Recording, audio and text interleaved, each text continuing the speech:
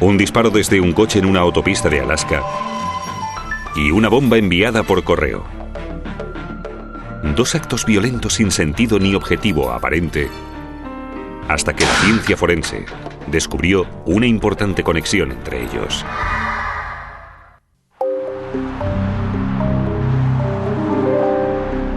Una noche de octubre de 1990, Rob Chamberlain circulaba con un amigo por la autopista Glen en Anchorage, Alaska. Se dirigían a un restaurante de la zona. Cuando se acercaba a la salida, Chamberlain oyó un fuerte estallido. Miró hacia atrás y vio un orificio en la ventana de atrás. Después vio a su amigo Jeffrey Kane, de 20 años, tumbado en el asiento y cubierto de sangre. La bala penetró por la parte posterior de su cabeza y salió por su frente. La muerte fue instantánea. Los padres de Kane acudieron a la escena del crimen. No comprendo por qué tenían que matar a Jeff. A veces me pregunto, ¿por qué hay tantas malas personas? Jeff era un programador informático sin enemigos conocidos. El conductor, Rob Chamberlain, dijo que no tenía ni idea de por qué les habían disparado. Nuestra primera impresión fue que quizás se trataba de un ajuste de cuentas por un asunto de drogas, que le siguieron y les dispararon. Le interrogamos a fondo. ¿Te dispararon por algún motivo aparente? ¿Estabas metido en algún lío? ¿Tienes enemigos? ¿Estás metido en algo que provoque que alguien te dispare? No muy lejos del lugar del disparo, la policía encontró un casquillo de bala en el arcén de la autopista. La bala provino probablemente de otro vehículo que iba en la misma dirección que el vehículo de nuestra víctima. El casquillo era de un rifle de asalto de alta potencia, un Heckler & Koch o HK-91. La policía se preguntaba si el disparo fue casual o intencionado. Les preocupaba que andara suelto un francotirador. No sabían lo que había sucedido ni por qué. Solo sabían que había alguien por ahí que disparó contra un muchacho en la autopista. Da miedo pensar que estás circulando por la autopista y te pegan un tiro. Fueron momentos de mucha tensión. Sabían que un francotirador todavía andaba suelto y que acababa de matar a alguien. Ya que no disponía de pistas, la policía pidió a la ciudadanía a través de los medios que se presentara algún testigo de los hechos. No creo que fuera una bala perdida. Creo que alguien apuntó al coche, pero no sabemos por qué aquel en concreto. Pero nadie había visto nada especial. En aquel momento no había mucho tráfico en la autopista en dirección a Anchorage. Así que no había nadie que circulara con otro vehículo y que pudiera haber llamado a la policía para decir: acabo de ver un tipo disparando contra un coche. Apenas iniciada la investigación, había llegado a punto muerto. Había una gran cantidad de posibles sospechosos. Sí, en aquel momento no teníamos ni idea de quién había podido efectuar el disparo. No teníamos idea de por qué había elegido aquel coche. Así que todo estaba abierto entonces.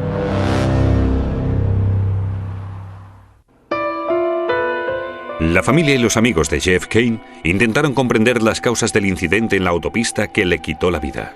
Los jóvenes conducen deprisa, corren demasiado. Tienen accidentes de coche, pero jamás les pegan un tiro en el asiento. Son cosas que pasan en Los Ángeles, pero no en Alaska. El casquillo hallado en la autopista indicó a la policía que la bala que mató a Jeff procedía de otro coche. Aparentemente, el asesino esperó a que el coche de Jeff saliera de la autopista y redujera su velocidad antes de realizar el disparo mortal. Creo que lo que sucedió fue que los sospechosos siguieron al vehículo de la víctima hasta conseguir el mejor ángulo de tiro posible. A la mañana siguiente, los periódicos publicaron las noticias del suceso. Y cuando George Kerr las leyó, pensó que no tenía más opción que llamar a la policía. ¿Me deja explicar la situación? Estos tíos son amigos. Bueno, amigos míos. En general no me chivo de mis amigos, pero esto es tan grave que tengo que hacerlo. Kerr declaró que él y dos amigos, R.D. Chili y Doug Gustafson, habían comprado un rifle de asalto aquella mañana. Y después, cuando regresaban en coche a casa, otro coche les cortó en la autopista. R.D. se cabreó mucho. Se volvió hacia Gustafson y le dijo: dispara contra ese hijo de... Kerr dijo que Gustafson levantó el rifle y disparó un único tiro contra el vehículo.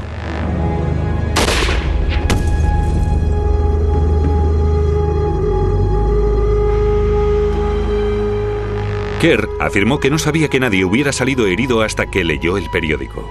¿Viste si apuntó con el rifle? Todo fue muy rápido. No lo sé, estaba sentado en el asiento de atrás y le dije, no lo hagas, y no pensaba que fuera a disparar. La versión de George Kerr es muy creíble porque habíamos examinado a fondo la escena del crimen y la autopista. Y coincidía con lo que habíamos visto y tenía información que no había aparecido en los medios. Kerr afirmaba que no sabía qué hizo después Gustafsson con el rifle. Los investigadores no estaban del todo seguros de que Kerr testificaría contra Gustafsson en un juicio abierto. Sinceramente, jamás me fié de George. Es de la clase de personas que se contradicen. Se contradecía porque por un lado solía decir, oh, fue terrible, ese chico no merecía morir. Y por otro lado afirmaba que los sospechosos eran sus mejores amigos y que daría su vida por ellos. No había más pruebas de lo que sucedió que la declaración de George. ¿Me entienden? Así que no podían detener a nadie en aquel momento. Para confirmar la versión de Kerr sobre los hechos, la policía le pidió que se colocara un micrófono oculto y se reuniera con Chili y Gustafsson. La reunión tuvo lugar en un restaurante del Aeropuerto Internacional de Anchorage. Dos policías de paisano se encontraban junto a la grabadora situada en un coche aparcado cerca del restaurante. George Kerr hizo comentarios como, Doug, ¿por qué tuviste que matar a aquel tío? Y Gustafsson respondió más o menos con estas palabras. Bueno, no quería matarle, George. La grabación corroboraba lo que Kerr había declarado antes a los detectives. Pero Gustafsson no quiso decir dónde había ocultado el arma. No obstante, la policía detuvo a R.D. Chili y a Doug Gustafsson y les acusó del asesinato de Jeffrey Kane. George Kerr aceptó un trato y aceptó testificar para la acusación a cambio de inmunidad. Sin el arma asesina, era la única base del caso. George Kerr era muy importante para la acusación. Sin él, me parece que habría sido muy difícil acusarles. Tenía un testigo ocular que no solo había presenciado el disparo, sino también lo que había sucedido antes y después. Pero cuando el juicio estaba a punto de empezar, George Kerr cambió su versión. La policía había detenido a dos jóvenes por matar de un disparo a Jeff Kane, basándose en la información de un testigo ocular, George Kerr. Al principio, Kerr dijo que Doug Gustafsson disparó con un rifle de asalto contra Jeff Kane, aproximadamente a 10 metros de distancia, matándole instantáneamente. Pero después, Kerr cambió su versión. No apuntaba a nadie, solo apuntaba en la dirección general del coche. Afirmó entonces que Gustafsson sacó el arma por la ventanilla y disparó un tiro a 200 metros que acertó al coche. Creo que lo dijo para echar un cable a sus amigos, para evitar que fuera un homicidio en primer grado, para que fuera algo más leve, como homicidio por negligencia o accidente. Básicamente algo para intentar calmar a sus amigos. El casquillo encontrado en la escena del crimen indicaba que el arma homicida era un rifle de asalto HK-91. Las facturas de una armería de la zona corroboraron la afirmación de Kerr que Doug Gustafsson compró un HK-91 el día del crimen.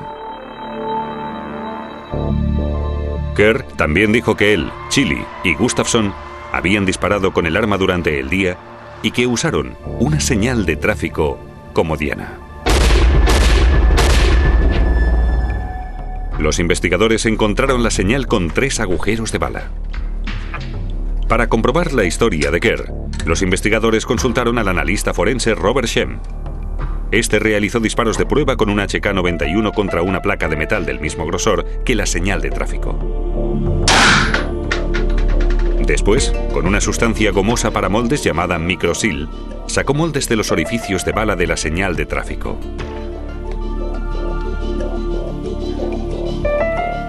Y también de los que había realizado como prueba disparando un arma del mismo tipo. Después comparó los moldes al microscopio. Al quitar la goma pude comprobar que los orificios de la señal eran del calibre 30 y que tenían las mismas características que las balas del HK-91. La prueba corroboró lo que decía Kerr, que los jóvenes usaron un HK-91 aquel día.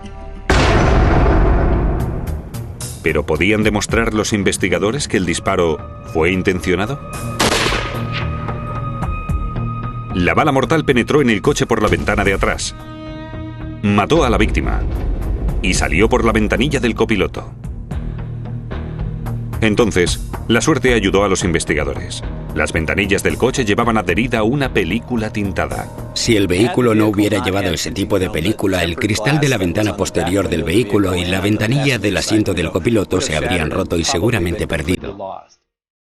La película tintada mantuvo los cristales unidos. Y como resultado, aún se veía el agujero de la bala. Shem retiró lo que quedaba de la ventana del copiloto y realizó un modelo de cartón. Después, recreó el orificio de bala. Finalmente, realizó una sencilla prueba. Cogió una cuerda y la pasó desde el orificio de bala de la ventana trasera,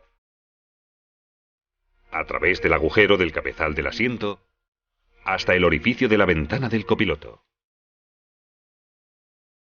Descubrimos tras reconstruir la trayectoria con la cuerda que el ángulo de trayectoria era aproximadamente de 47 grados desde la parte de atrás del vehículo. Si el disparo se realizó a 200 metros de distancia, como afirmaba entonces George Kerr, el ángulo de trayectoria sería aproximadamente de 95 grados. En cambio, el ángulo de 47 grados situaba el coche del asesino muy cerca, de 7 a 10 metros de distancia. De este modo, los vehículos se encontraban tan cerca que le resultó muy fácil al señor Gustafson disparar contra el vehículo de la víctima.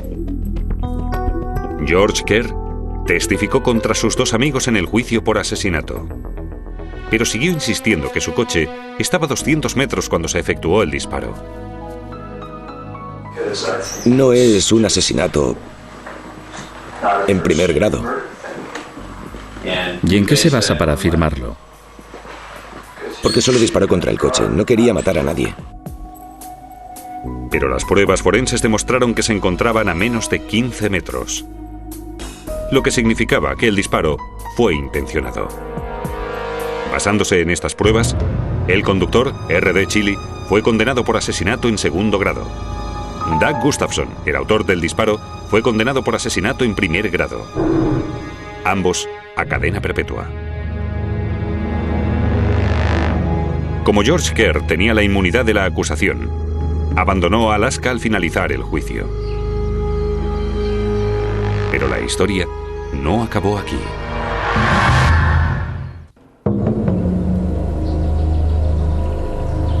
Un año después del disparo en la autopista, enviaron un paquete a George Kerr a la casa de su familia en Eklutna, Alaska.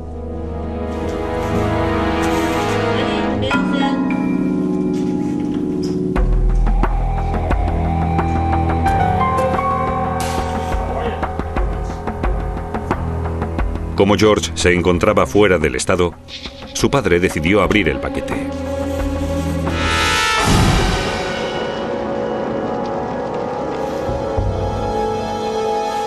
David Kerr, de 44 años, murió al instante.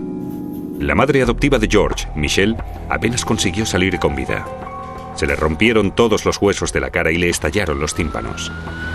La policía le interrogó de camino al hospital con el convencimiento de que no saldría con vida.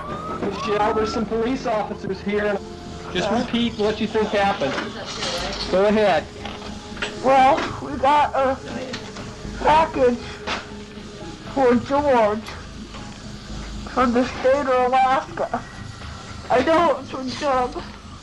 How do you know that it was from Doug, Michelle? Because George put him in jail. George testified. Michelle supuso que la bomba la habían mandado los dos hombres que su hijastro había metido en la cárcel, Doug Gustafson y R.D. Chili. La bomba no era para asustar o intimidar a nadie. Estaba pensada para matar y lo consiguió. solo que mató a la persona equivocada. ¿Pero podían las pruebas forenses demostrarlo?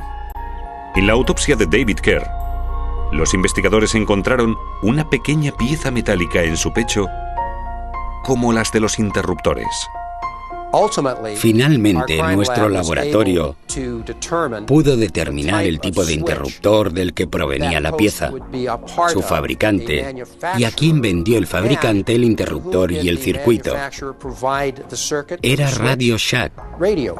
Bueno, hay muchos establecimientos Radio Shack, pero por lo menos había algunos en Anchorage.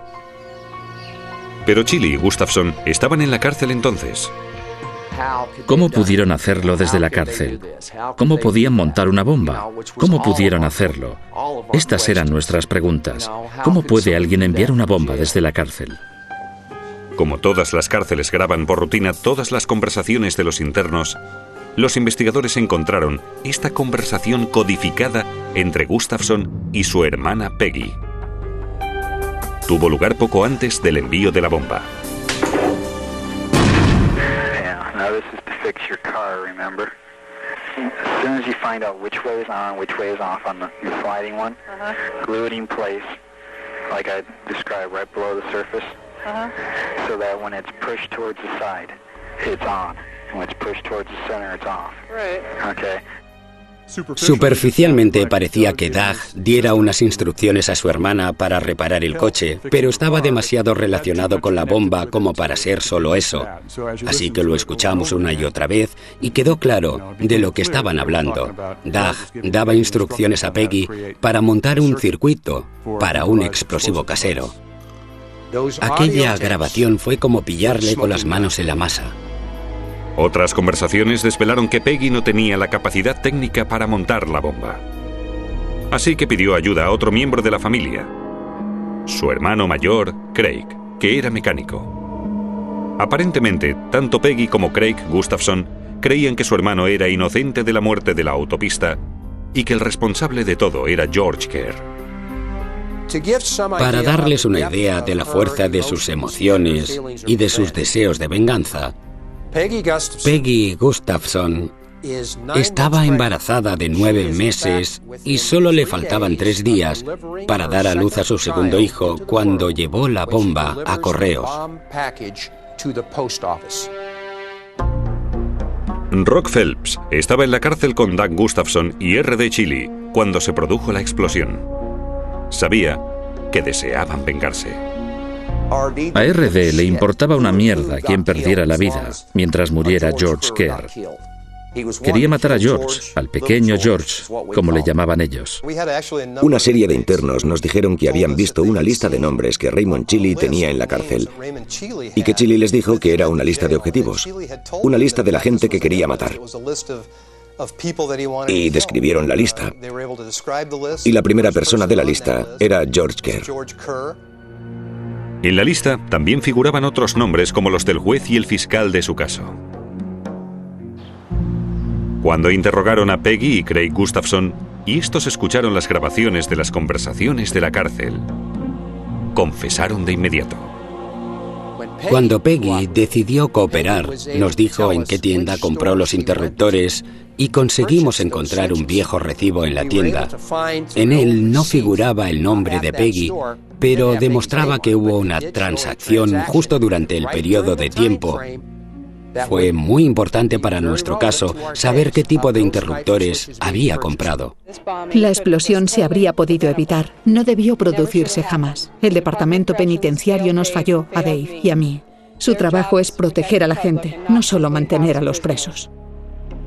Michelle Kerr presentó una demanda contra el estado de Alaska y consiguió más de $11 millones en concepto de daños y perjuicios.